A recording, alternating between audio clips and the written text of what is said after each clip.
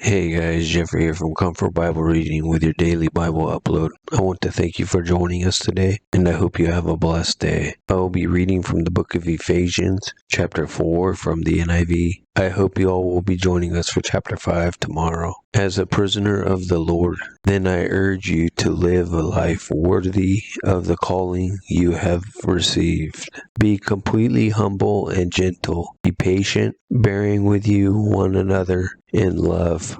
Make every effort to keep the unity of the Spirit through the bond of peace. There is one body and one Spirit, just as you were called to one hope when you were called. One Lord, one faith, one baptism, one God and Father of all, who is over all and through all and in all. But to each one of us, grace has been given as Christ authorized it. This is why it says, when he ascends on high, he took many captives and gave gifts to his people. What does he ascended mean except that he also ascended to the lower earthly regions? He who descended is the very one who ascended higher than all the heavens, in order to fill the whole universe. So Christ himself gave the apostles, the prophets, the evangelists, the pastors, and teachers to equip his people for works of service, so that the body of Christ may be built up until we all reach unity in the faith and in the knowledge of the Son of God and become mature, attaining the whole measure of the fullness of Christ. Then we will no longer be infants, tossed back and forth by the waves, and blown here and there by every wind of teaching,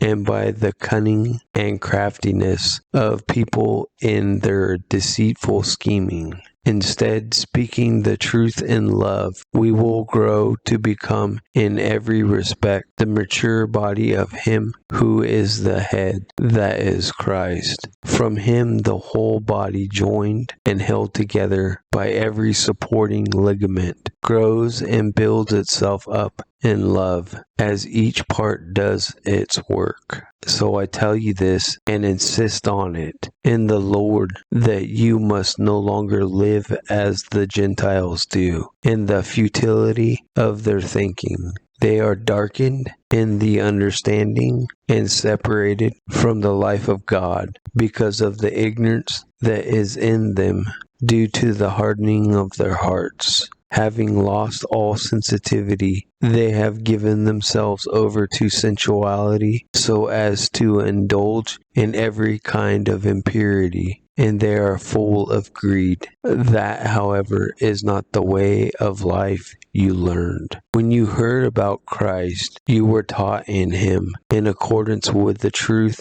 that is in Jesus. You were taught with regards to your former way of life, to put off your old self, which is being corrupted by the deceitful desires, to be made new in the attitude of your mind, and to put on the new self, created to be like God, is true righteousness and holiness. Therefore, each of you must put off falsehood and speak truthfully to your neighbor, for we are all members of one body. In your anger, do not sin. Do not let the sun go down while you are still angry, and do not give the devil a foothold. Anyone who has been stealing must steal no longer, but must work, doing something useful with their own hands, that they may have something to share with those in need. Do not let any unwholesome talk come out of your mouths, but only what is helpful for building others up according to their needs,